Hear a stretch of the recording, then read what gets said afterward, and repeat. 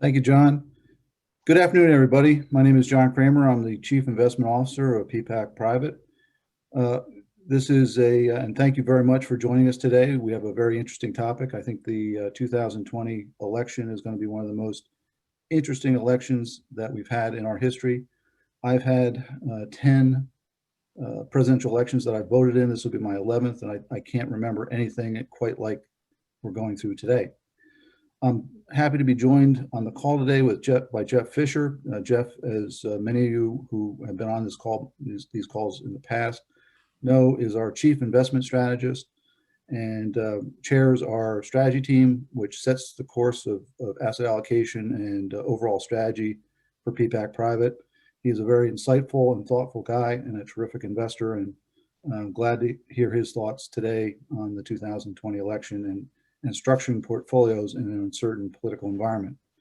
We also have with us a very special guest, Don Luskin. Don is the founder and chief investment officer of Trend Microanalytics, which he founded in 2001. It's an investment strategy firm serving institutional investors like Peapack Private, focusing on macroeconomic analysis and forecasting. Don, prior to founding Trend Macro, served as a member of a three-person management team that built Wells Fargo Investment Management from 1987 to 1995, growing assets from 69 billion to 500 billion. And then it was acquired by Barclays Global Investors. And Don played a key leadership role focusing on corporate strategy, product innovation, and investment strategy. Many of you, I'm sure, have seen Don on television. He has been a frequent guest on CNBC, especially the Larry Kudlow Show. You've probably seen him also on Fox News, Fox Business Network, Bloomberg TV, and CNN. He frequently contributes op-eds for the Wall Street Journal, Washington Post, Pension Investments, and several other notable publications.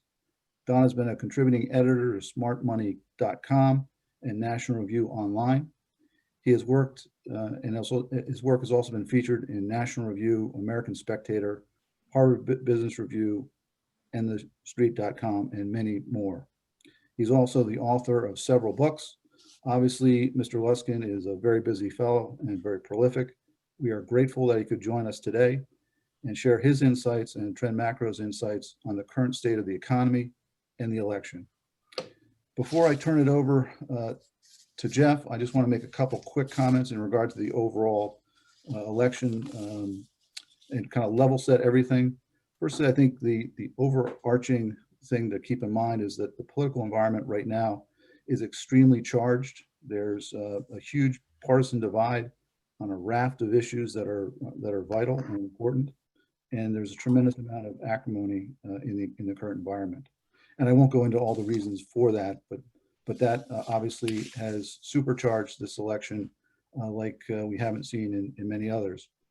And I think the election is an important one because the potential outcome could drive social policy like healthcare, fiscal policy, trade policy, and a raft of other important policy initiatives that could shift with the Democrats taking control of the Senate and the presidency. Just to level set everything in regard to where we stand right now in the polls, in terms of the presidential poll, Real Clear Politics has Joe Biden with a 7.3 point lead. That's as of this morning, so 50.5 versus 43.2. But the polls are tightening, and they're getting, as you'd expect in most elections, toward the very end of the season. As we get to the actual election day, polls tend to tighten. In fact, I did see one Rasmussen poll yesterday that actually had Trump with a 1-point lead. 2 weeks ago, Joe Biden had a comfortable 12-point lead in that poll. But the point of it is really the polls are in fact tightening. But we don't elect a president by a national poll or a national election. We actually separately have 50 elections and vote on the Electoral College. So the battleground states are much more important than the general national poll. And right now, Joe Biden has a 3.9% advantage. With 7 days to go, just to give you a sense of it, Hillary Clinton had a 2.8 percentage point advantage. So kind of within the ballpark, but Mr. Biden has a slight lead relative to where Hillary Clinton was at that point in time. I do think that that as we kind of look at it, it's been a really unique season, predominantly because of the global pandemic and its impact, not only from an economic, financial market volatility perspective, the unprecedented fiscal and monetary response that we've seen, but also more importantly, the impact it's having in regard to the election itself and how we conduct elections. So in the past, we all showed up at the polling place on the day of the election. Today, that's not the case. There'll be an unprecedented number of votes that will be cast via mail, more than twice of what they were in 2016. And also, we're having very heavy early voting. I saw this morning one estimate that it was 66 million votes have already been cast. So I think that also creates a level of uncertainty in this election that we haven't seen in the past. So Jeff, as we kind of think about investing in this type of environment, not knowing the outcome, and the polls are very close, especially in, I think, the battleground states. So we don't know the outcome. How should investors think about and structure portfolios given this type of environment? John, thanks for the introduction, and I also want to thank all of our clients and guests who are spending some of their afternoon with us today. We've got a really full agenda and a lot to say. You're going to find that I'm going to speak quickly, and that's partly because I'm a native New Yorker, and that's just what we do, but it's more because we've got a lot of content that I want to cover, but I want to make sure that most of the time is for our guest speaker. Don has interesting and unique perspectives that I want to share with you. So let me jump right in and respond to what John is saying, has asked. But let's start by acknowledging that investing is always an uncertain enterprise, and that's because we're always thinking about what returns will be in the future, and by definition, the future is unknown. And elections always add an extra element of uncertainty to it. So while we acknowledge that uncertainty, we don't want to dismiss the fact that nonetheless, without wanting to say this time is different, since those are the four most dangerous words in investing, we do want to acknowledge at least that there's heightened uncertainty. And that uncertainty has a number of elements to it. The most obvious one is that we're doing it in the midst of a global pandemic, whose end is clearly not yet with us. We're doing it following a very sharp recession. Arguably, we've got a very sharp recovery. We'll talk a little bit more about the shape of that recovery. But nonetheless, we're doing it in a challenging economic period. We're also doing it in a period that has seen an amount of civil unrest across the country that we haven't seen since the late 1960s and early 1970s. And we're also doing it in a period of elevated market volatility. So all of those things combine to make the uncertainty, let's call it well above average.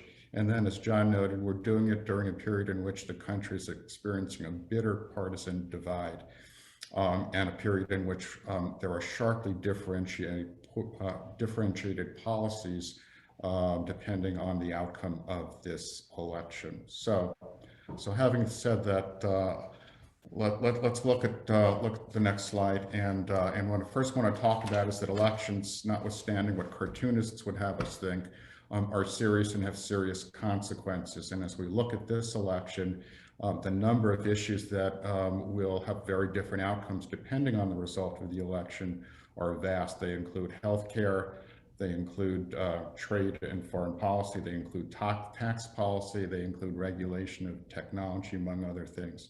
So this is a very consequential election. So our word to you on this point is go ahead and make sure, if you haven't already done so, vote for the candidate of your choosing.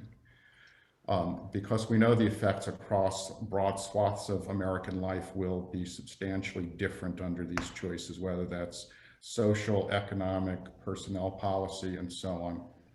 Having said that, the effect on portfolio returns over time may be substantially less muted. So I'd like to bust a few myths about the degree to which presidential elections affect future investment returns.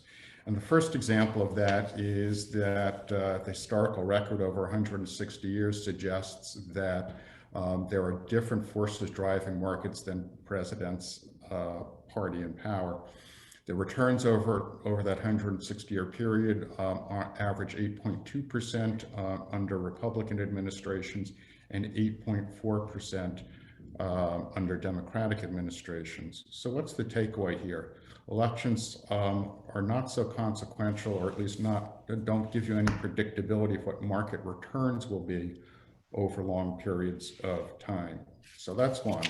Let's take a look at another example of myths that don't necessarily prove to be true. So on the next slide, what you can see is that as much as we think markets hate uncertainty and experience higher degrees of volatility, in fact, historically, markets have been less volatile in periods preceding and following markets, at least measured by fluctuations in stock prices. There are other measures you could use, like volatility index futures, that tell a different story. And there's another takeaway from this point, and that is that we use averages a lot in statistics, and they're not without import, but they also mask substantial differences that make up that average. And we're reminded of the old saw about a man who drowned in a river that was 4 feet deep on average. The emphasis in that sentence should be on average. So as that pertains to this election, we are seeing above average volatility in markets. The election may not be the sole or even the major driver of that, but we certainly are seeing higher volatility this year. So let's take a look at one more example of surprising market outcomes versus presidents in power, and that is policy. So we think policy matters a lot, and it does, but it doesn't necessarily predict market returns. This is a graphic that shows the returns for 4 different sectors of the market over the course of the Trump administration. And we know that this has been a very favorable environment from a business deregulation perspective. And arguably two of the sectors benefiting most from that would be energy and the financial sector. Energy with a relaxation of environmental standards and opening up of the Arctic National Wild Refuge, amongst others. Financials with some relaxation of the old Dodd-Frank rules and some capital requirements that have been eased. And yet we see that over the course of the last 4 years, energy is down about 40%, a little bit north of that, and banks have fallen about 8 or 9% in value. On the flip side, 2 of the sectors that have been most strong political targets are healthcare, with a focus on trying to reduce drug pricing, and technology, with the left concerned about monopolistic power and the right concerned about whether platforms have a left-leaning bias. And yet those are 2 of the better performing sectors. So even if you knew what policy prescriptions were going to be in place, it wouldn't necessarily suggest for you that you would know where investment success would lie. Now, we're not saying that policy doesn't matter, quite to the contrary, and there's considerable concern out there about what a blue wave would mean from the perspective of higher taxes and more regulation and so on. But as we noted earlier, those types of environments are embedded in the long-term returns that we showed for Democratic and Republican administrations. We'd also note that campaign proposals do not necessarily translate into legislation. And finally, we point out that there are a number of areas where there's surprising bipartisan agreement from a policy perspective, whether it's about resetting China trade relations, whether it's fiscal stimulus, whether it's infrastructure. Strong disagreement about how much to spend and where to spend it, but some agreement about those as policy priorities.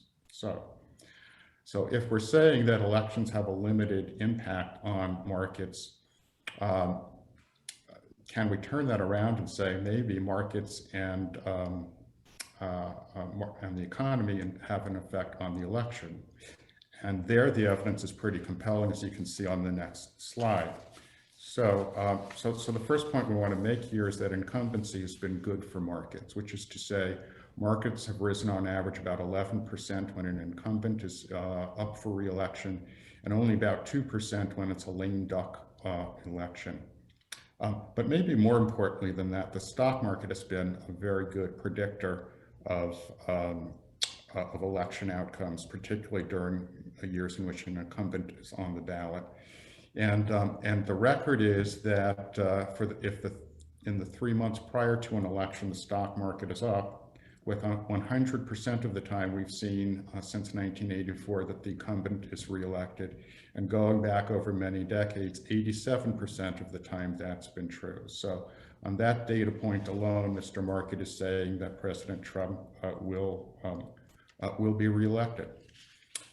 There are other curious findings about what kind of presidency is good for markets. One of the more surprising ones is that markets do better under left-handed presidents than right-handed presidents. Markets also do better under taller presidents than shorter presidents. So if you want a strong market, arguably you should be voting for a left-handed tall president, but I don't think there is one in this election. I'm being tongue-in-cheek here, but trying to make a more serious point that if you torture data enough, you're going to confess to anything. So be careful with some of these data points. There can be a high degree of correlation without necessarily any causality to really relate them more than that correlation. So if what we're saying is that presidential party in office doesn't have all that strong a market impact over time, what does matter more to markets? And then, as you can see on the next slide, the answer is fundamentals, and that's both macroeconomic fundamentals and company fundamentals. From a market, or rather from a macro perspective, monetary and fiscal policies are certainly key drivers of market returns. The level and direction of interest rates, the place where we are in the business cycle, the degree to which liquidity is free-flowing or not, all have significant bearing on market returns. And at the company level, the ultimate driver always of company and stock prices is earnings. Earnings in turn supported by balance sheets, the degree to which companies have financing flexibility, both opportunistically and to protect against downturns. Free cash flow is the oil that greases all possibilities for strong companies. We know that quality of management has a major impact on company results and the degree to which companies have built up sustainable competitive advantages. And finally, valuations matter. When markets start at rich valuations, future returns tend to be more muted. When markets start at depressed valuations, future returns tend to be higher. So with those as a focus for markets, what's our assessment of where we stand on each of those two issues? On the next page, what you'll see is that we think that macro fundamentals are, for the most part, constructive, and in fact, quite constructive. If we look at leading economic indicators, they're pointing strongly up. We know that monetary policy is as accommodative as we've ever seen it in our lives, and Chair Powell has promised us at least 2 more years of no rate increases.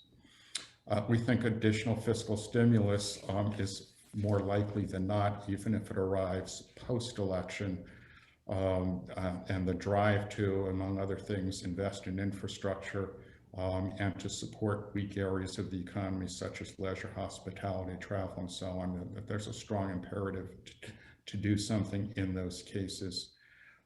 We think that from an analysis of the business cycle, we're in early stages of a recovery. The strength and speed of that recovery is open to further examination, but that's the phase we are in. That tends to be very favorable for markets, as that's where we see earnings acceleration. We know that from a liquidity perspective, we're in a very strong position. Credit markets are wide open, with more debt issuance this year in the corporate credit market than we've ever seen. Equity markets are also wide open, as we see companies like Palantir and Snowflake go public and double their stock prices within a matter of days or even hours. And we know that inflation is quiescent with a lot of spare capacity in the economy at this point in time. Consumer incomes are strong and they've powered retail sales such that they're back to and above pre-pandemic levels. And this morning we got a strong number on durables, so we know that the manufacturing sector is also showing strong signs of life. And then finally, empowered by extremely low interest rates, housing markets are, if not on fire, they're certainly looking very strong. That said, not everything is green in the garden. The most obvious and important issue that faces us today is the pandemic and the fact that we're seeing cases increase across much of the US and in many places around the globe. The concern there is not only a health concern, but also the effect on consumer behavior. If consumers feel unsafe engaging in a range of activities that would fully normalize the economy, that clearly is going to hold us back from the otherwise constructive backdrop we've outlined. The other area we would highlight as an area of potential concern is the labor market. We've regained 10 million jobs from the 20 million that we lost in the initial phases of this pandemic. We think that as companies look into 2021, if they see revenue shortfalls, the obvious answer is going to be cut costs, and cutting costs means employee layoffs. So cautionary comment there. So we'll jump from that to taking a look on the next slide at what the market environment is. And there we would say it's more of a mixed picture. And I'm going to do the old economist thing of on the one hand, on the other end. We know that we have extremely strong support from monetary policy, as we just outlined, and that's clearly favorable.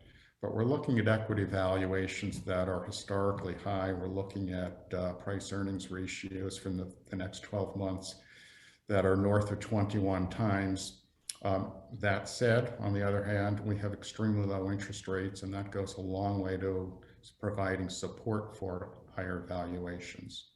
From an earnings perspective, we're seeing third quarter earnings reports, and the preponderance of them are beating, and often beating by a substantial margin, analysts' earnings estimates. And we know that it's not just change in year-over-year earnings, but the degree to which expectations are being met or exceeded that can drive stock prices higher.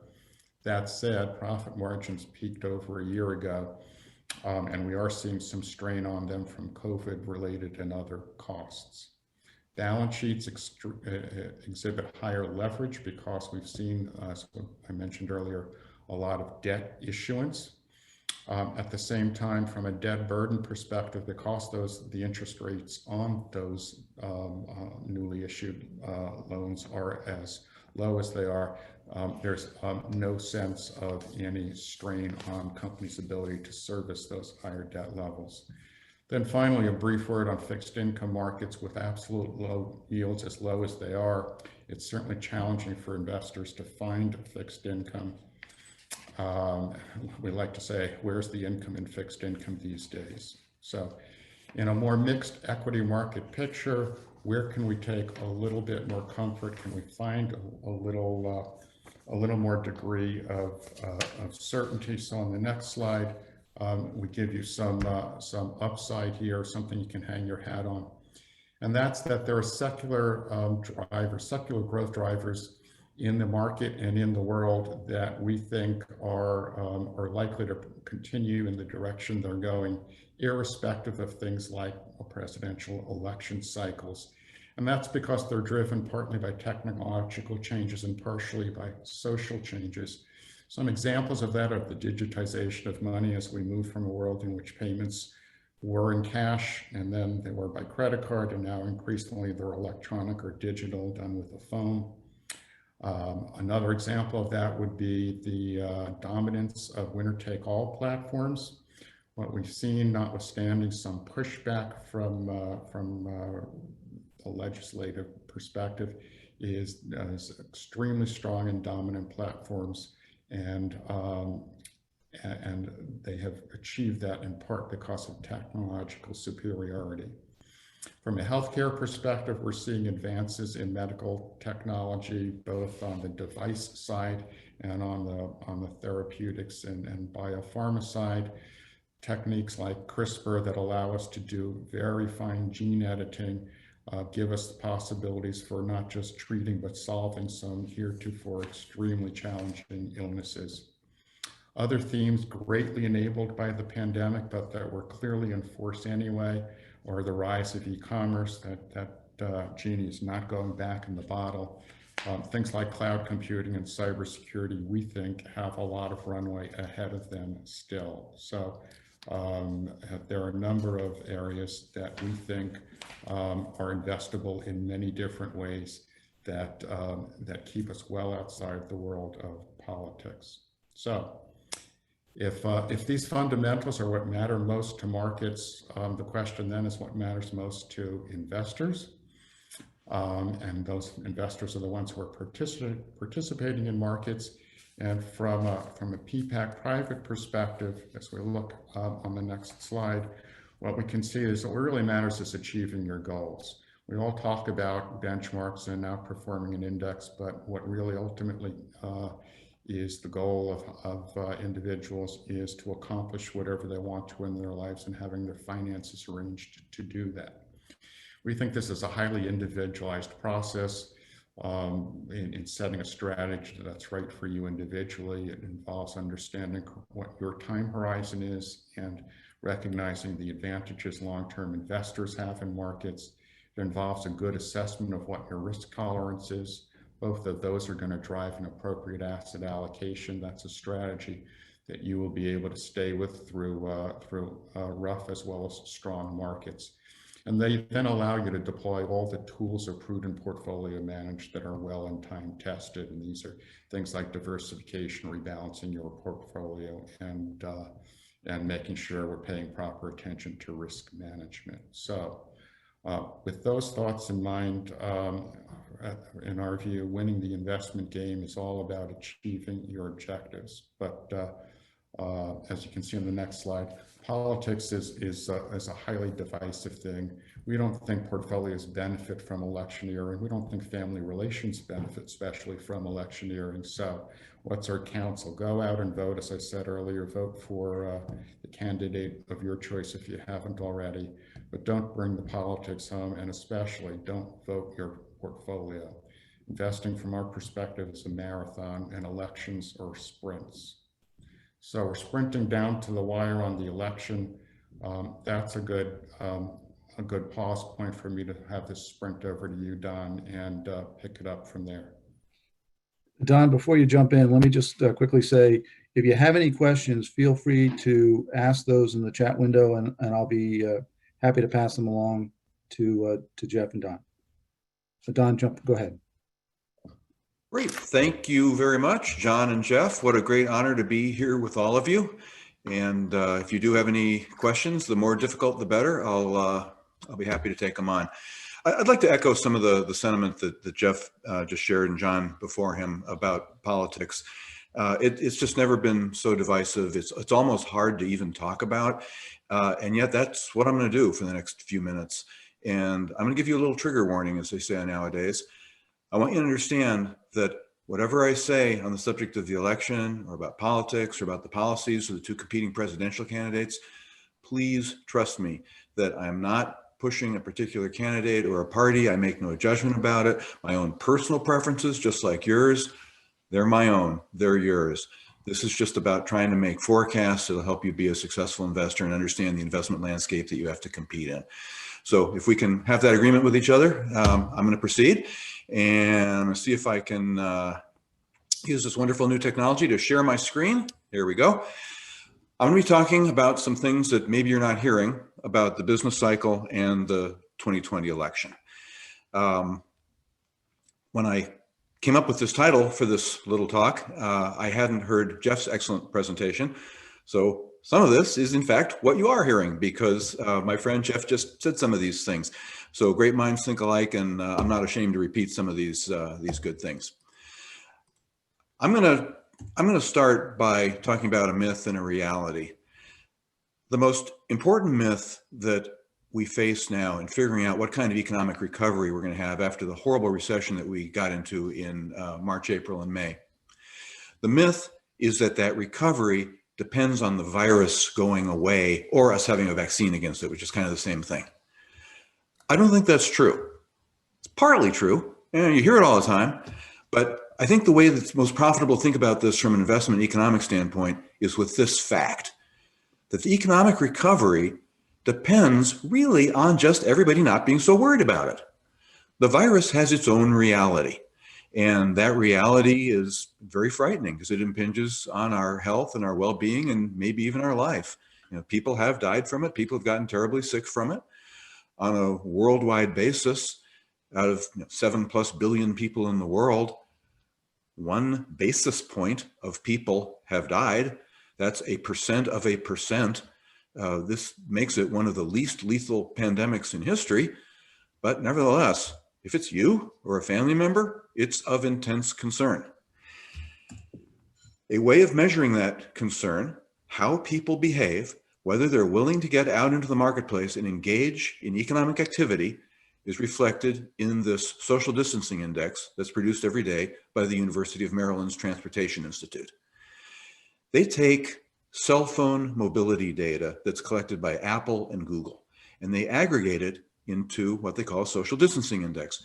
It basically tells whether you're moving around or whether you're staying home. And it's downright creepy, the granularity with which they track your cell phone. I've seen the underlying data. It's just bizarre. I mean, they promise they anonymize it, but they can tell you, by state, by zip code, by congressional district, whether people are staying home. And if they're not, let's see, are they going to a grocery store or to a pharmacy or to the park or to a rapid transit station or to work? It's really pretty fine-grained stuff. So the University of Maryland adds all that up and they show you how mobile or immobile you are. Now, we only have this data for this calendar year, so we don't know what it looked like in the past. But before the pandemic hit, before the lockdowns in response to the pandemic hit, the social distancing index was a little bit above 20. The pink line is its daily value. It moves around a lot. There's a weekly pattern. People are less mobile on Sundays. They tend to stay home. That's why we look at the 14-day moving average. When the lockdowns hit, and on a national basis, they climaxed on April 10th, and state by state, the maximum lockdown was anywhere from about April 5th to April 15th. And ever since then, the economy's been opening up. There have been fewer regulations, fewer stay-at-home orders. Most of the residual regulations now are about capacity utilizations in restaurants and bars, whether you have to wear masks and so on.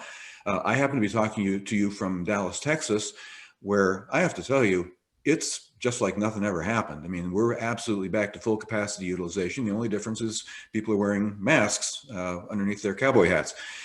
But the nation as a whole has come back from this intense social distancing with a value of about 56, 57, almost all the way back, but not entirely. And like this kind of looks like a stock chart, doesn't it? Like a bear market, where we have this big plunge, then a little bear market rally or dead cat bounce, as they say, and it doesn't go back to the old highs. Then you explore a new low, then it doesn't quite get back to the new highs. So the opening up of the economy expressed in this objective way, not in terms of the orders that a governor or a mayor gives you, but in terms of what people actually do. So we're measuring compliance, we're measuring behavior, because if people are scared, they won't necessarily leave their home, even if they're completely allowed to legally. It hasn't gotten all the way back to where it started. Maybe it doesn't have to for us to have a complete economic recovery. Now, we haven't got a complete economic recovery yet, but we don't necessarily have to get back to full physical mobility to do so. The fact that we're having this meeting on this wonderful technology that allows us to be together even when we are distant means we never perhaps get back to the mobility that we used to have. But it is a question of sentiment. It's a question of what people are willing to do or what they're afraid to do. Now, you might be wondering, what is this big spike here? That's not just a Sunday, that's a couple days here. And it's persisted. The pink line's been systematically higher in the last little part of this chart. You can see it because the black line's starting to turn up. You know what that date is? That's the date that President Trump tested positive. So no new lockdowns went into effect on that day. But on that day, the American public, the whole world, said, oh my God, the most protected man in the world just got this thing. If he can get it, I can get it. And you saw the headlines. All of a sudden, everybody, at least every Republican in Washington, started getting it. And I assume many of you in the audience are in New Jersey, so I don't mean to tell a joke in bad taste on this. But Chris Christie got it too, and I think we know that one of the factors that makes the disease more lethal and less lethal is your weight. They call being overweight a comorbidity, and I guess Chris Christie's going to be okay. So I think that's telling the world that this thing is survivable. Trump came out of the hospital in 3 days. Even Chris Christie made it. So we'll see what this looks like in another couple of weeks. But make no mistake about it. Doesn't matter what the virus does. It matters what people do. I'm going to lay a little patch of color here. This is the period from the peak of the lockdowns on April 10th through July 25th. And the reason I picked that period is that's the same number of days as the period from the beginning of the year to the peak lockdowns. And what I did during that period is I took every individual state's social distancing index and I added it up for every day. So if you were the average state and you started here at 56, 57, on day one, you had that score. Then the next day you had 57 again. So I added that, and then I added that, and I added that, and I added that. And you get a cumulative social distancing index for every state. And I laid that out against the percentage of each state's population that died over the same period. So here's the cumulative social distancing index on the horizontal, where Wyoming turns out to be the state that had the least social distancing. I guess in Wyoming, everybody's socially distanced automatically because everybody's just standing 3 miles apart on a prairie. Whereas District of Columbia actually is the most dense state. It's not even a state, but it's the most dense district in America. It's the most locked down. Here's New Jersey. It's the third most locked down. You would expect the places that were most locked down to have the fewest deaths, and the places that were the least locked down had the most deaths. It's exactly the opposite.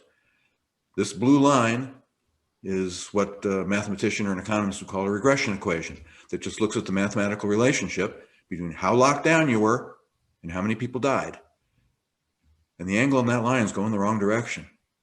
What this is telling you is weirdly, unintuitively, inexplicably, it turns out that the places that were more locked down had the worst fatalities. And I'm sorry to tell you, but of all the 50 states plus the District of Columbia, New Jersey actually has had the highest share of its population, unfortunately, fall to this disease.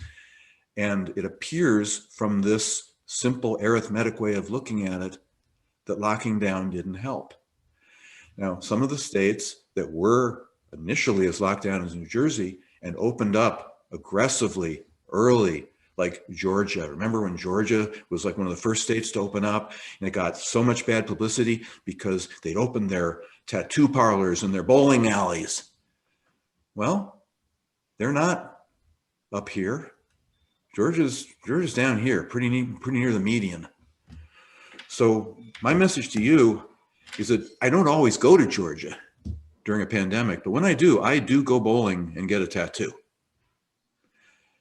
And that seems to be the attitude of the American public generally.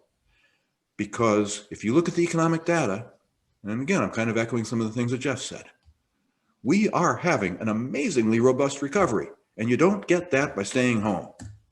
This is the front page of a report that my company puts out every Thursday morning. Looks at high frequency economic data. Now, what an economist means when he says high frequency is data that comes out all the time, daily or weekly, or maybe even real time. Traditional economic data like a jobs report, you get that every month, and it's 2 weeks late when you get it. GDP, that comes out every quarter, and it's a whole month late by the time you get it. Well, we live in a high-speed, high-velocity world where you can get higher velocity data. And believe me, you need it now, because when the lockdowns hit, we started imposing them in early March, and as you saw on that chart, they reached their peak in April. We gave ourselves here in the United States and throughout the world the shortest recession on record. It was 2 months. It was also the deepest recession on record. In fact, it wasn't even a recession. It was a depression. We gave ourselves a 2-month depression. There's never been anything like that. So we need data that operates on that kind of time rhythm to figure out if we're having a typical cyclical recovery, typical in scare quotes, because it's going to happen very, very quickly. So let's zoom in on some of these components. We can tell how many people are flying every day. The Transportation Safety Administration tells you how many passengers they clear to get on board every day. So it got all the way down to 0 in April when we were at the peak of social distancing. Nobody was flying anywhere. Here's the Labor Day holiday where we still couldn't quite get up to 1 million cleared passengers. And just last week, we breached the 1 million level for the first time, and there wasn't even a 3-day weekend involved. Now, to be sure, a year ago, that's the gray line, we were doing 2.25 million a day. So we have our work cut out for us, but you can't tell me we're not making progress. And again, we may never go back to the level of that gray line because, I don't know, business travel isn't so necessary anymore. We learned under pressure, under duress, because we had to. We learned that we could use Zoom.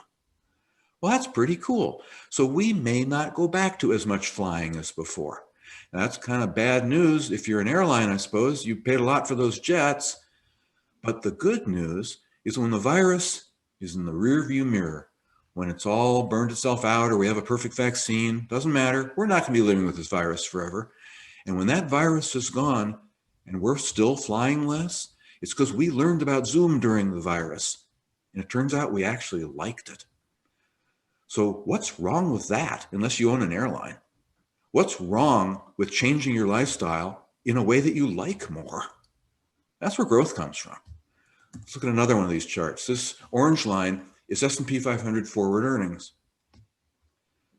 Fell 22% in 2 months. The last time forward earnings fell like that was in the Great Recession of 2008 and 2009. Now, forward earnings fell twice as much then, but it took a whole year and a half to do it. So how bad is this really for the corporate sector? Compared to a deep recession in 2008, 2009, that's still very much in our memories, we only had half the earnings dip, and we got over it in 2 months. And we're halfway recovered. It was down 22%, now down 11%. Well, it's still down 11%, but my goodness, that is what we call a V-shaped recovery. Here's another piece of data. Here's U.S. gasoline consumption. We can sure see the V-shaped recovery in this, right? I mean, that's even shaped like a V. We're only 10% off peak U.S. gasoline consumption. Here's rail freight loading. This is a cyclical economic recovery that is complete. We are back to levels in terms of rail freight traffic that are higher than before the pandemic struck. Now, not everybody's equally happy. Look at this blue line. Here are same-store department store sales. This is going to be the dead duck of this business cycle. But come on, let's be honest. Did you really think JCPenney was going to make it for very many more years? You have heard of Walmart. Well, the discount stores are doing fine. They're more than back. Amazon's doing fine. You seen its stock price lately? So every recession is a shock. Every recession creates a shock that causes progress. Progress creates winners and losers. Maybe the department stores are the losers. All that has to happen to get this economy back on its feet is for, in the intermediate to long term, for the winnings of the winners to be greater than the losings of the losers. And here's the final piece of high frequency data I'm going to show you. This red line, this is an upside down V, but this is something you want to have be upside down because this is the unemployment rate. You want it to be as low as possible. Now, the famous unemployment rate that we get every month, that's from the jobs report, the first Friday of every month. You can get a high frequency version of it by tracking the initial jobless claims numbers that are produced every week. You can imply an unemployment rate out of that because you know how many people are asking for unemployment relief, and you know how many people totally in America are qualified to do so. And that ratio is the unemployment rate. And it's pretty similar to the jobs report's unemployment rate. Got as high as 19% at the worst of the lockdowns. Then we started opening up. There was this one wonderful week when there was this big improvement, fell to 16%, a single data point. And after that, it's just been kind of working its way down like a little staircase. This staircase is actually accelerating to the downside in the last 3 or 4 weeks. The improvement in the labor market is actually accelerating. And if you can sort of visualize this, if you can imagine laying a ruler on that red line to sort of create like a, just a real straight trend line on that, and extend that a little bit out to the end of the page to where year end will be, September, October, November, December. This is telling you that we are on track to get to a 4% unemployment rate. By the end of this year, I'm talking 2 months and a week. I mean, I'm not offering to take bets on this, but that is what it's showing you. That actually is what it's showing you. So this is a V-shaped recovery. This is what winning looks like. This is the big V. So now showing you this picture of the greatest statesman of the 20th century. I'm going to bring it down a couple levels and start talking about a down and dirty presidential election that we're going to have a week from today. As you'll see by the time I'm done, this isn't going to be an ordinary election in any way. We're going to have an election day like we always do, but we're going to spend certainly days, I think weeks, maybe months, counting the votes and deciding who the president and the vice president are. This is going to be a very trying time, and I'm going to explain that to you in a minute. But first, I want to talk about maybe what we should wish for as investors. And here's where it may seem like I'm playing favorites, but I'm not. I'm going to be comparing Trumponomics to Bidenomics.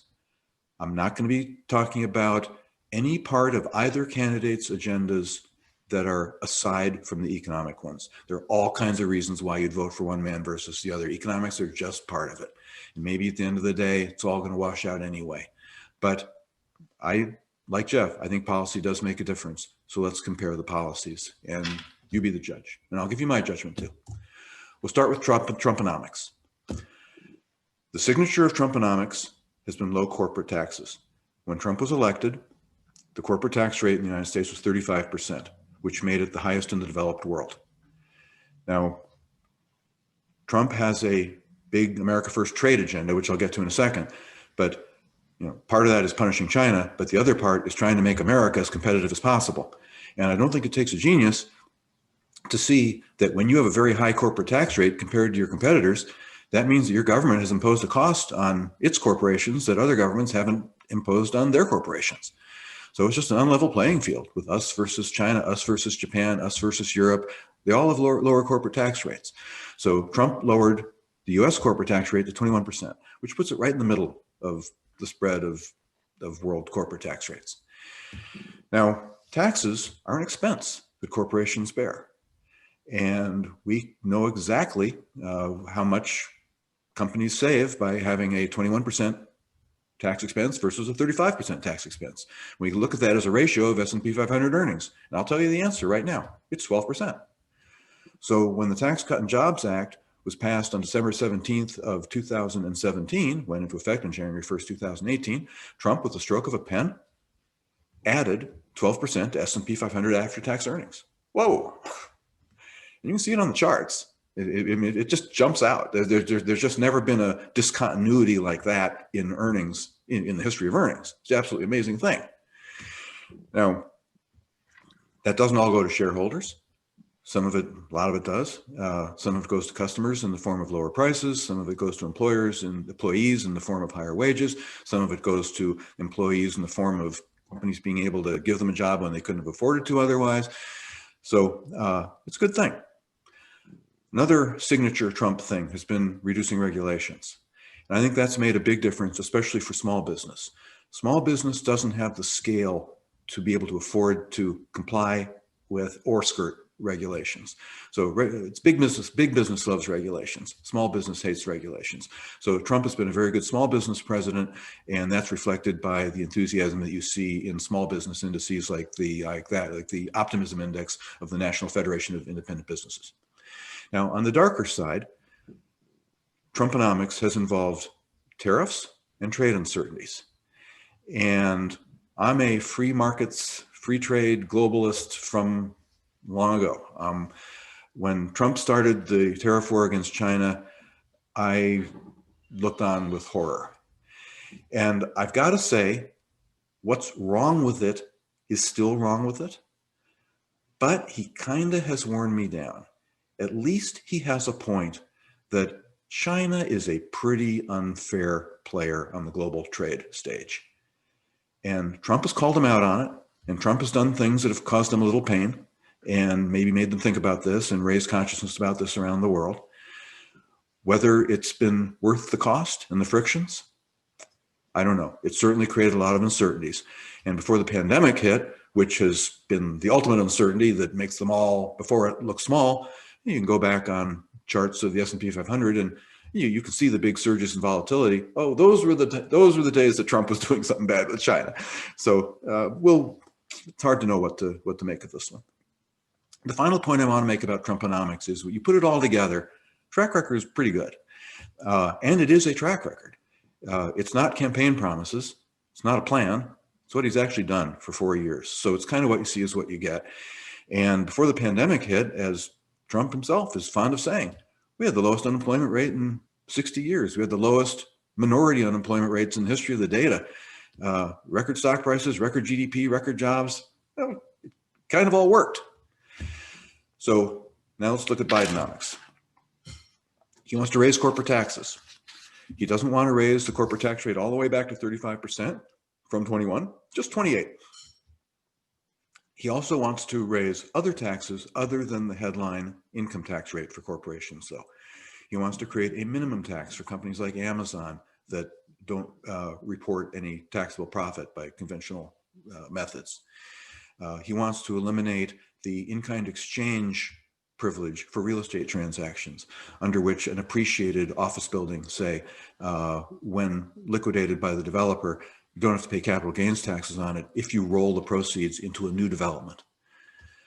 Well, you can say that's just a bogus loophole in the tax code that has unfairly helped the real estate industry all these years. And you wouldn't be wrong if you said that, but it is a platform on which a lot of people have built their expectations about the rates of return built into real estate projects. And by the way, other than airlines, if there's a sector right now that's in bad trouble and we're wondering if it's ever going to come back, it's commercial real estate. Do we really need all those office buildings? So not the greatest time to take away the in-kind exchange privilege. I don't mention it here on my slide, but on the personal side, Biden wants to increase the top rate paid by individuals for ordinary income to 39.6%. And the market sensitive part of this is he wants to tax dividends and capital gains at that ordinary income rate. So the top cap gains and dividend rate right now is 20%. He essentially wants to double it. Now, that has many consequences, but one of them is when you reduce the after-tax rewards of investing, investors are smart. They won't pay the same price for a security that has a higher taxed return, whether it's dividends or cap gains, than a lower tax return. Any efficient market concept is going to tell you that.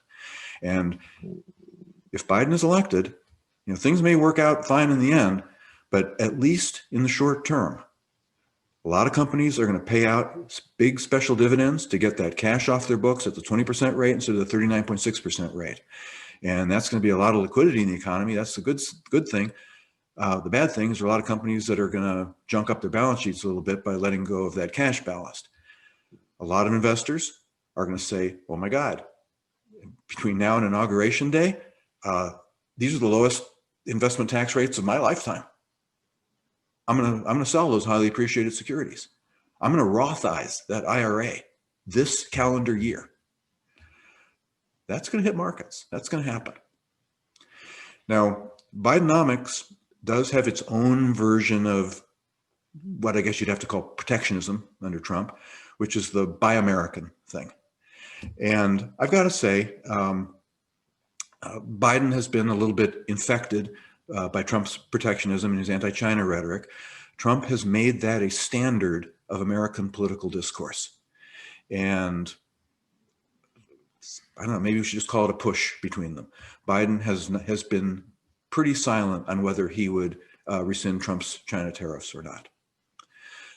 The hallmark of Bidenomics, I guess, though, is the promise to do a big green energy spend.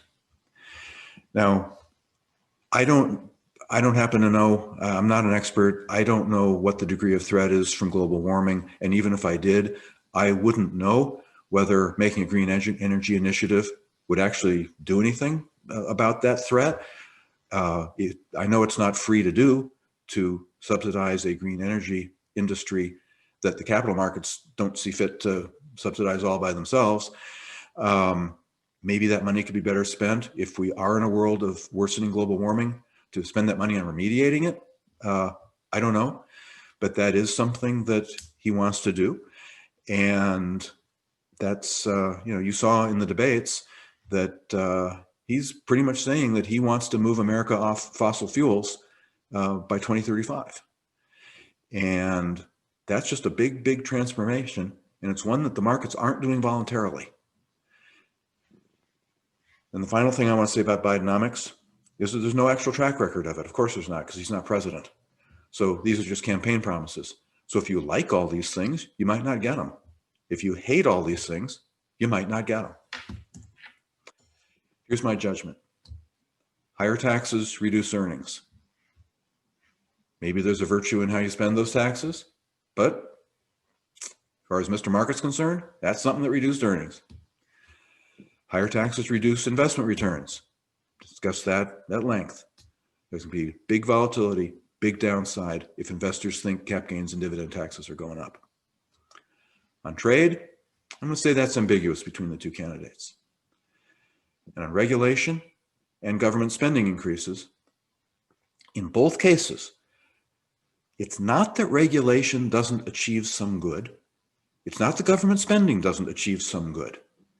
It's just that both of them short circuit what the market would have done anyway, which means they increase inefficiency. That may be a price you're willing to pay, but it is something that happens.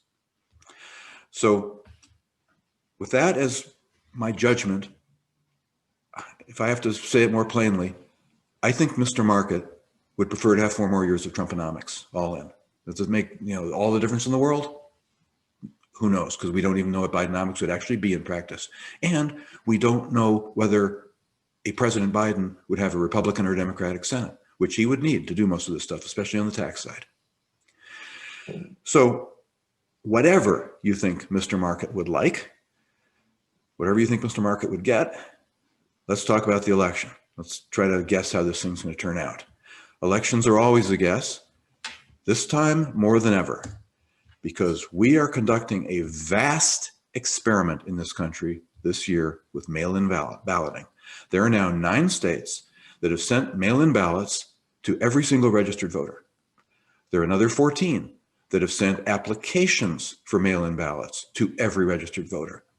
So half the states have either gone to universal mail-in balloting or invited universal mail-in balloting. In the other half of states, where there's always been absentee balloting, more people are going to request an absentee ballot. And in states like Texas, where in order to get an absentee ballot, you have to actually write down an excuse. Like, I'm in the military, I'm serving in Iraq, so I need an absentee ballot. Or I'm terrified of COVID, so I need an absentee ballot. A lot of people are legitimately scared of going out and exposing themselves to this virus. So there's going to be more absentee voting than ever before in history. And this is going to happen against the backdrop of a U.S. Postal Service, which is going to be the conduit of delivery of these millions upon tens of millions of mail-in ballots, a U.S. Postal Service that has devolved to being basically a package delivery arm of Amazon. First-class mail is kind of not even a thing anymore. Remember when you were younger, you'd go out and every block there was one of those blue iron mailboxes? When I moved to Dallas a year ago, I had a letter to mail, and I don't even know where that box was. I finally just found it at random. It's like a mile from my house. What's going to happen if everybody drops their mail-in ballots in that one mailbox? It's going to fill up just like that. Then what's going to happen to the ones that just get left on the side? What's going to happen in the states, and more than half the states are like this, that will simply not even count a mail-in ballot that arrives after Election Day? Doesn't matter what the postmark is. If it arrives after Election Day, they just throw it away. It takes 6 days on average to get a piece of first-class mail through the U.S. Postal Service. Now, I haven't even mentioned the question of fraud. Now, this is like everything else nowadays. This is a big politicized thing. Fraud is possible in good old-fashioned in-person voting, and it is possible in mail-in voting. I happen to think there are more opportunities for it in mail-in voting, but I just want to get that out there. Nothing I'm going to say in my discussion of mail-in voting and what might happen this election, none of it is contingent on the idea of there being any fraud. Let's just assume that away. Here's what I think is going to happen, even with no fraud. When mail-in ballots arrive, before they can even be counted, they have to be qualified. And what that means is, well, in some states, you check the postmark. In other states, you check to see if there's a signature on it.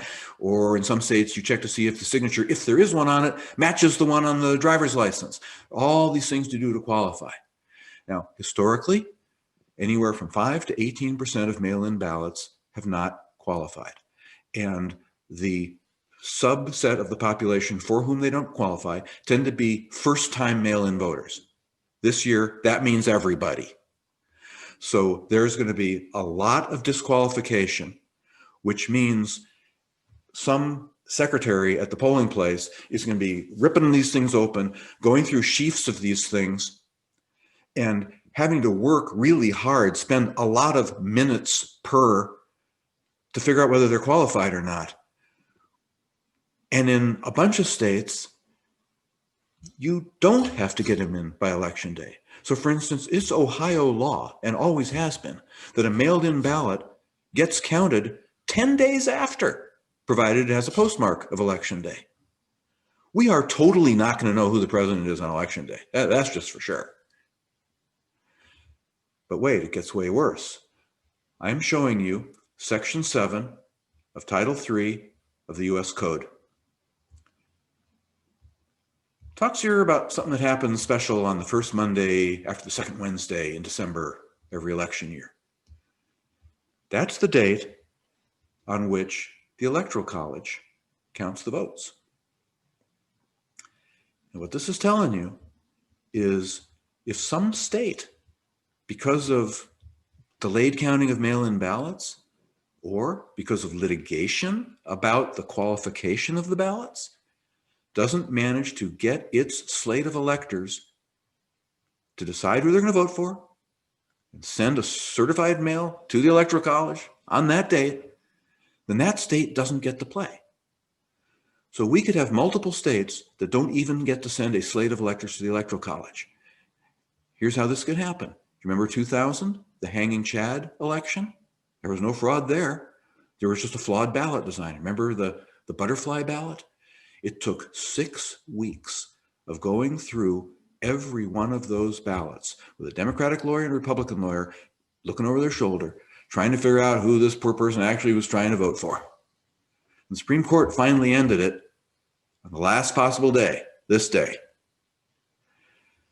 That is going to happen in multiple states this election because there are going to be so many mail-in ballots and they will have such a high disqualification rate that the disqualified mail-in ballots will be larger than the margin of victory or defeat between the candidates. And depending on whether your candidate wins or loses, you will sue and you will send your lawyers in to slow this thing down and look at every one of those ballots one at a time, all zillion of them. And there will be states that will miss this deadline. And what happens when they do? Well, we're not going to have a constitutional crisis necessarily. We might have to actually look at the Constitution, but that doesn't make it a constitutional crisis. What you're looking at here is the 12th Amendment.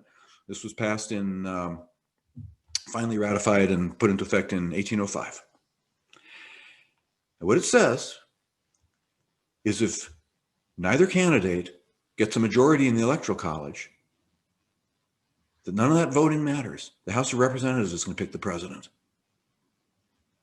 That's happened twice in history, 1800 and 1824. Now, that creates a very interesting strategic opportunity, doesn't it? Because you might find it in your advantage, if you're one of the candidates, I'll tell you who in a minute, to specifically want to throw this election to the House of Representatives, to specifically make it so that neither candidate gets 270 Electoral College votes, because that's what it takes to get a majority. And if neither one gets 270, goes to the House of Representatives. Now, what you're probably thinking is, oh, well, then if there's this opportunity, certainly Biden and his team of lawyers will want that to happen, because how could Biden not get elected president in the House of Representatives that has a majority of Democratic congressmen and is controlled by Nancy Pelosi? How could that possibly be? Well, if you read further in the 12th Amendment, you'll find out why. It's because when the House of Representatives picks a president, all 435 representatives don't vote. Each state votes. There are only 50 votes. And whoever gets more of the 50, as long as it's a majority, got to be 26, 24 at worst, that guy's president. And wait till you see the map. Donald Trump would get elected if that happened today, because there are 26 states with more Republican congressmen than Democratic congressmen, and only 23 with more Democratic than Republican. And one state, Pennsylvania, is a tie. But it's a little bit crazier than that, because it's not the current Congress that makes the decision. Today's is the 116th Congress. It's the 117th that gets seated on January 3rd of next year that'll make the decision. So here's a list, courtesy of the Cook Political Report, of all the competitive and toss-up races. So for the House. So if there is a blue wave and Biden gets elected and all the Republican open seats, like 2 in North Carolina, 1 in Georgia, 1 in Texas, fall to the Democrats, all these, I think it's 13 Republican incumbent toss-ups, all go to the Democrats. Won't that change everything? No. All it does is it makes Pennsylvania not a tie anymore. It's still 26 red states and 24 blue states. So a blue Congress run by Nancy Pelosi is going to elect this man president. And that is not a so-called black swan.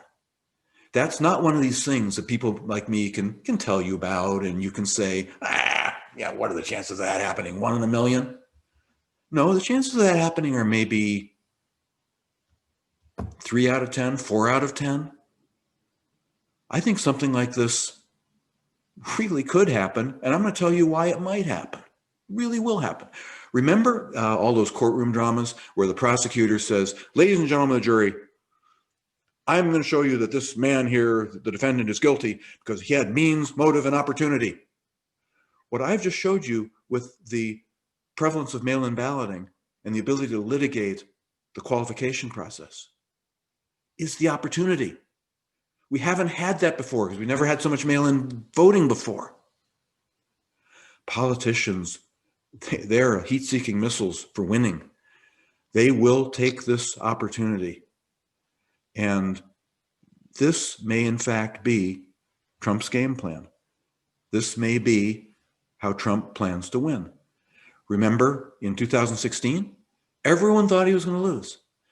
And in fact, he did lose the popular vote. Hillary Clinton made a terrible mistake. She campaigned in places like California where she couldn't lose because she wanted to run up the popular vote. And she forgot to campaign in places like Ohio, Michigan, Wisconsin, Pennsylvania, where Trump did campaign, and he won the Electoral College. Trump had his eye on the prize. He knew the game we're playing. Folks, this is the game we're playing. And I'm not sure the Democrats know it. As long as this guy knows it, it could happen. Now, I know what the polls are showing. Jeff mentioned this. I think this is as of yesterday. Biden's up 7.9%, which is it's a lot more than Clinton was up on this same day in 2016. Now, you can say the polls are wrong, they're worthless. You can say that Trump voters won't talk honestly to pollsters because they're embarrassed. I don't know, say what you want. Or you could say, I think this is a true statement, that these national polls, they're just trying to tell you how the popular vote's going to turn out. I'm not disagreeing that this is probably the way the popular vote's going to turn out. It's just that's not the game we're playing. We're not even playing the Electoral College game. We're playing the 12th Amendment game. Now, I want to go back to my judgment that the market, the economy, would prefer 4 more years of Trumponomics than Bidenomics. That would explain why stocks these last couple months with this election looming have been revolving around within a 2 or 3% trading range, essentially at all-time highs, while we are only halfway out of a depression. That's amazing. Earnings are still off 10% from their January peak, and yet stocks are at all-time highs, where we're just months after the trough of a depression. Oh, and the polls say that 14% of S&P 500 earnings are going to get taken off. I don't think I mentioned that number earlier when I was talking about Biden's corporate tax plans. Trump's plan, I told you, added 12% to S&P earnings. Biden's plan, if you look at all the ingredients, takes off 14%. That takes S&P earnings lower than they were on the worst single day during the lockdowns earlier this year. And yet stocks are basically at all-time highs. So this seems to be the vision that stocks have. They seem to think that Trump is going to win and it's just going to be the greatest president in the world. And looks to me like the way that happens is through massive litigation across many states, deliberately invoking the 12th Amendment, sending the election to the House where Trump wins. There's one other thing I want to tell you about the 12th Amendment, and then we're done. The 12th Amendment says the House picks the president, but it says that the Senate picks the vice president. And it is very possible next year that even if Trump manages to, he'd lose the popular vote, but he'd manage to win through this trick by taking it to the House.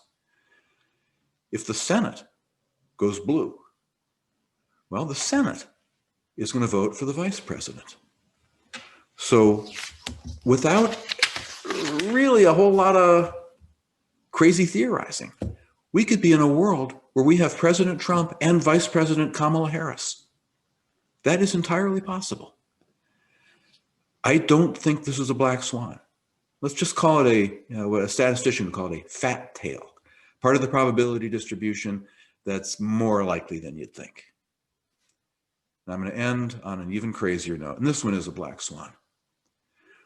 What if something goes terribly, terribly wrong, and there was not only a deadlock in the Electoral College, so it went to the House and the Senate, but there could be a deadlock in the House and the Senate too.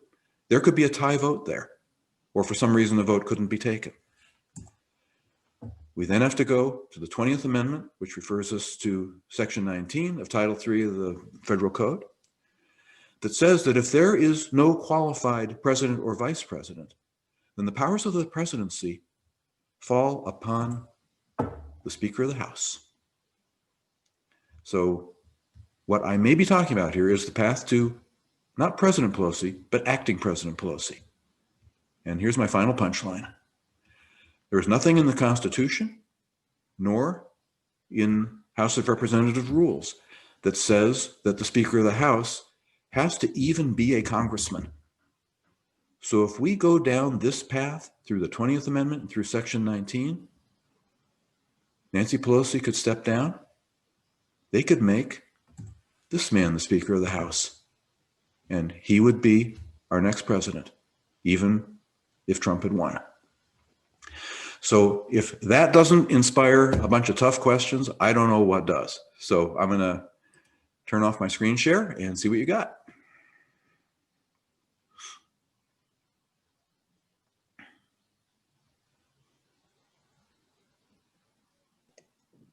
Don, thank you for the thought-provoking presentation. I sincerely hope that we don't go down that path for a Me whole too. host of reasons,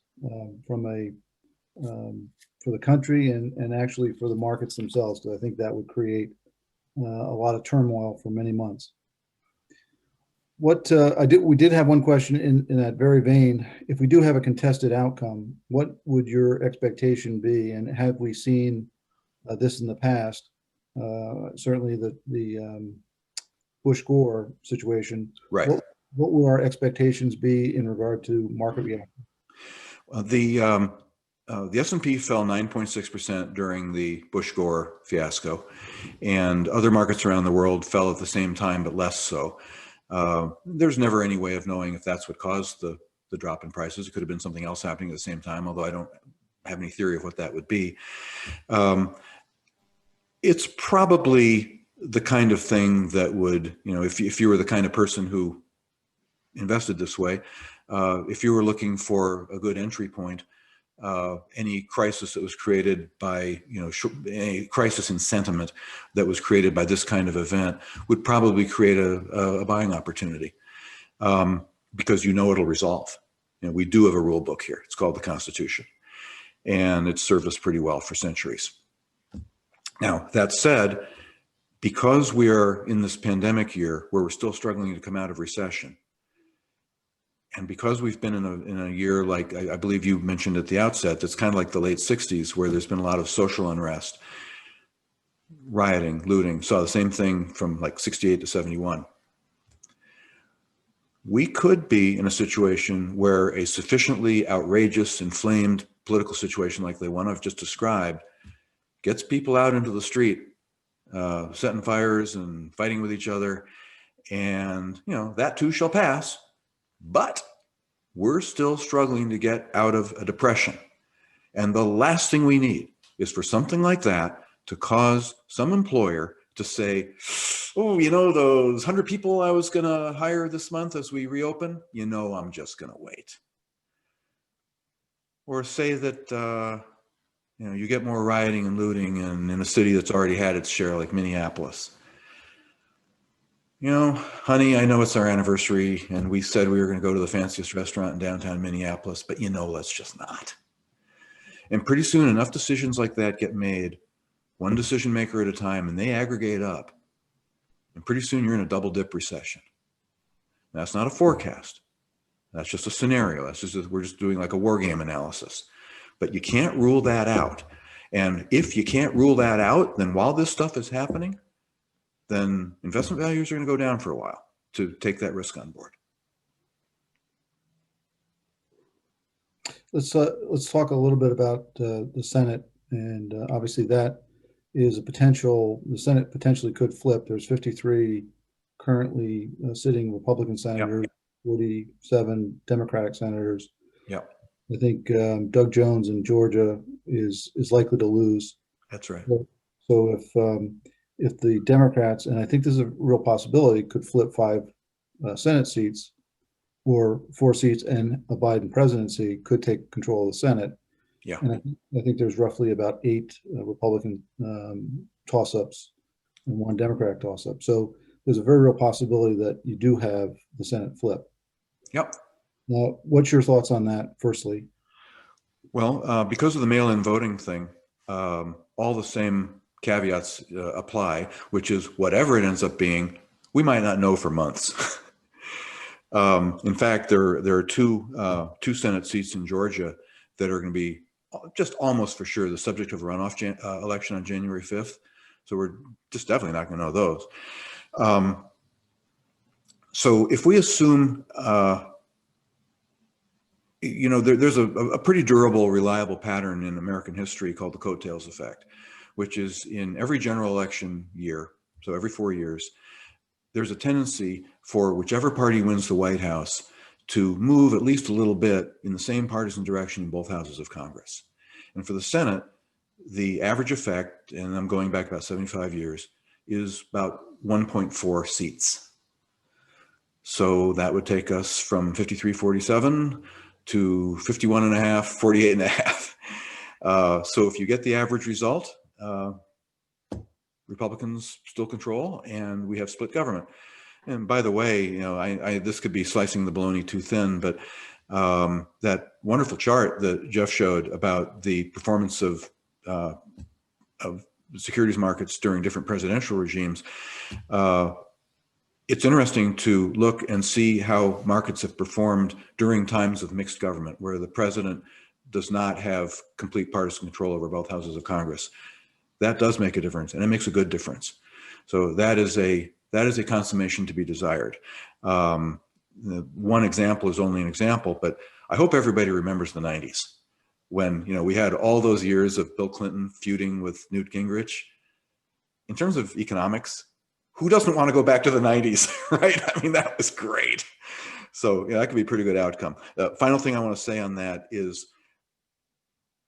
I'm not so sure it's going to happen, but there is a kind of a conventional wisdom or a baseline expectation that there's going to be a blue wave fueled by sort of revulsion or organ rejection of Trump, and that'll carry out all the bad Republicans. Over history, recent history, there has been less and less every year ticket splitting. So there's been more and more of a tendency for people to just vote the straight party line ticket. But if in this particular year, it's just the individual person of Donald Trump that you can't stand. But man, you know, my Republican senator is pretty good. If ever there was a year when you split the ticket, it is this year. So I think the Senate just may hang in there for the old GOP. We have a couple questions that I think are interesting that we should talk about. Firstly, on tax policy between the two, you mentioned on capital gains, but how about estate planning, estate tax, and that type of thing? Any thoughts there? That's interesting that you would ask that. I do not happen to know what Biden's avowed plan is for estates. And the reason why I don't know is interesting. If you go to his website and look at his little position papers on things, they're by no means as technical and detailed as, say, Elizabeth Warren's were during the primaries. So she was famous for having a plan for everything, and boy, did she. I mean, each one was like a briefing book. What we know Biden wants to do with the tax code, in fact, is not even in a casual document on his website. We know it because he and his staff gave an interview about 5 months ago to the Nonpartisan Tax Policy Center that all these years has, you know, they've got all these models where you tell them what your tax regime is, and they'll tell you how that affects the top 1%, how that affects the bottom 10%, and who pays what, and you know how it shifts the tax burden. You know, they call it a distributional analysis. So what we know about the Biden tax plan is simply what he told the Tax Policy Center, which you can get on their website. And they just say, this is what Biden told us. The one thing the Tax Policy Center doesn't do is look at estate taxes. Right. So no idea. Couple questions for you, Jeff, in regard to portfolio construction and thoughts on the market. We've seen a significant diversion between growth and value over the last 3 years, really, but it's been amplified this year. Do you see that potentially changing with a shift in the election? And then secondly, given the fact that we have potentially more volatility domestically, changing in terms of policy, fiscal policy, tax policy, is now the time for investors to think more internationally? Yeah, both good questions and of course hard ones, but that's what we do, is we do hard things here. So I think on the international question, we have seen that to the extent we trust the data out of China are for a better economic recovery, given that they went through the pandemic earlier and arguably with harsher lockdowns. So you're seeing stronger data there, but on the flip side, you're seeing substantially less recovery in the economy in Europe, and that's been substantially worsened in recent weeks by a flaring of pandemic cases and more widespread lockdowns than we're seeing in other parts of the world. So I would say that that there's no green flag to be waved for international at this point, and that to a very substantial degree, emerging markets progress depends, and to a significant degree, on the U.S. economic recovery. So we think it's early to make any significant shift towards international. On the growth value divide, we're at a point where the degree to which growth has outperformed value is at historic levels. And partly that's what happens in a slow growth world. Those few sectors and companies that exhibit superior growth are that much more valuable. But it's also been true that financially, these growth companies, whose names are so well known, have outperformed on a financial metrics basis. They have stronger balance sheets, higher quality, much more cash, much lower debt levels, much higher profit margins. There's a lot of justification for the outperformance that we've seen. Very recently, we're seeing the equal-weighted S&P 500 begin to outperform the cap-weighted S&P 500, which is a fancy way of saying you're seeing a little bit more performance out of value stocks. We think to the extent that the economic recovery continues to strengthen, that could well begin to have some legs, and it's time to start thinking about not necessarily selling off growth equities, but adding some value equities. Right. Thank you. This question really, I think, would be good for both of you. Given the fact that the next president, regardless of who it is, Joe Biden or Donald Trump, will have the opportunity to pick the next Fed chair. And obviously, given the remarkable intervention the Fed has gone through in order to support the economy and create that recovery that we have seen in the stimulus that they provided, we've highlighted how important that is. So the Fed chair, Chairman Powell's term ends February 22. Regardless of who's president, do you think there'll be a change in the Fed chair? And if so, which president you think is more likely to make that change?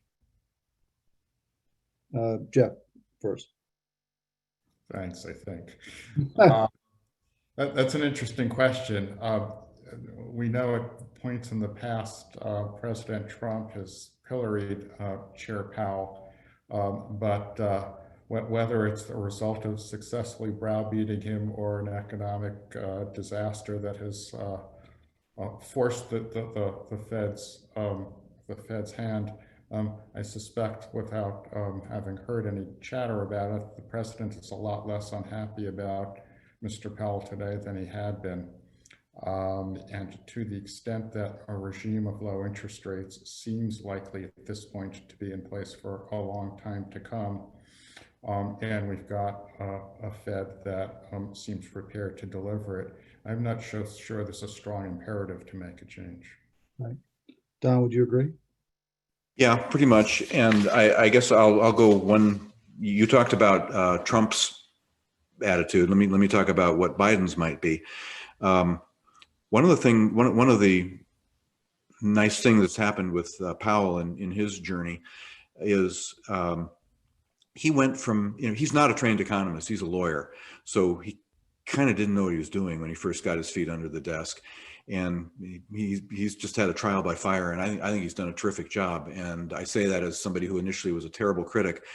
One of the things that the Fed has done is before the pandemic hit, they conducted a year-long program called the Fed Listens, where at every one of their 16 districts, they had a day-long meeting that was not for economists and professionals and insiders, but for ordinary people to attend, with an accent on people from underprivileged communities, the aged, people of color, where these poobahs from the Fed asked these people, well, what do you think of us? What can we do for you?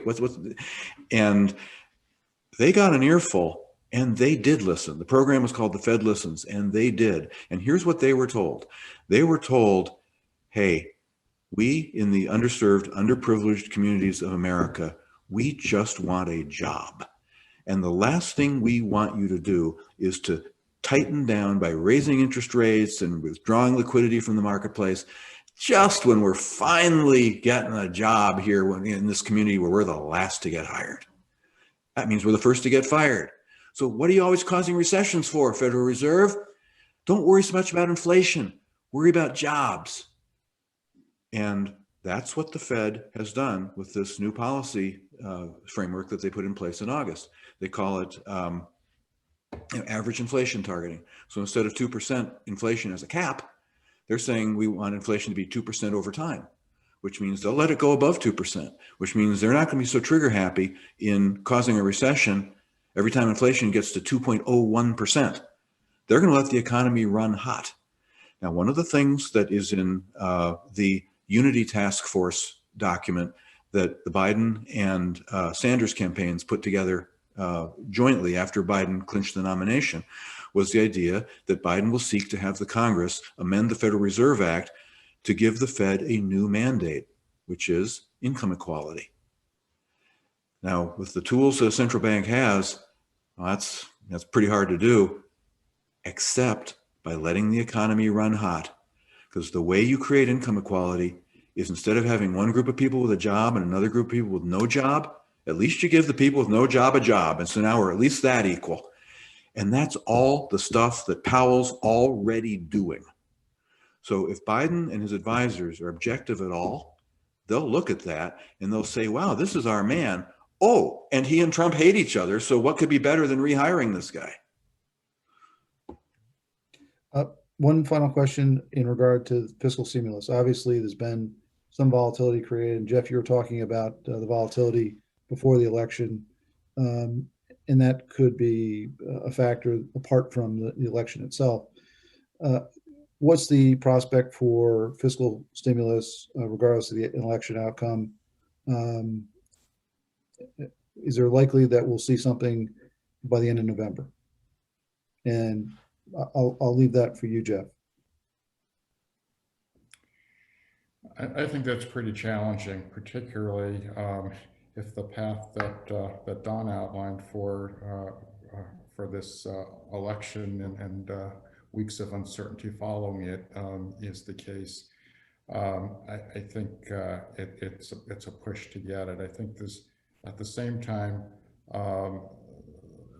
Well, I have no argument with Don's point that it's how consumers behave around this virus that really is going to determine the economic path. The fact is that if the pandemic is raging in full force such that further lockdowns have to be contemplated, that's going to create much more of an impetus to get something done, particularly on payroll protection, particularly on distressed industries like airlines and travel. So I think there's a significant degree to which the path of the healthcare crisis may drive the speed or lack of speed with which something gets agreed upon and passed. Right. Well, we've gone a half an hour over what our expectations were. It was a very provocative and thoughtful discussion. I agree with some points, not others. I do sincerely hope that we find some way to resolve the election in a rational way in a short period of time. And hopefully we won't litigate it until January, which would be a difficult outcome for everybody. But I do think that we need to continue to think long-term and put our clients' long-term financial and investment objectives at the core of what we do. So with that, Don, thank you so much for your time and your thoughts. It was wonderful to have you here. I will point out that some of our longtime clients may remember that you presented at our economic forum about 12 years ago. So it's a kind of a return engagement for you. Well, let's not let another 12 years go by till the next one, John. Well, thank you very much, Don. We appreciate it. Thank you. Thank you for your thoughts, as always.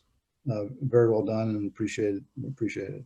So with that, we'll cut it off. There were some questions that we'll have to reach out to individuals. We just didn't have time to get to everything. But thank you, everyone, and thank you for your time and attention. We appreciate your spending your afternoon with us. Thank you very much.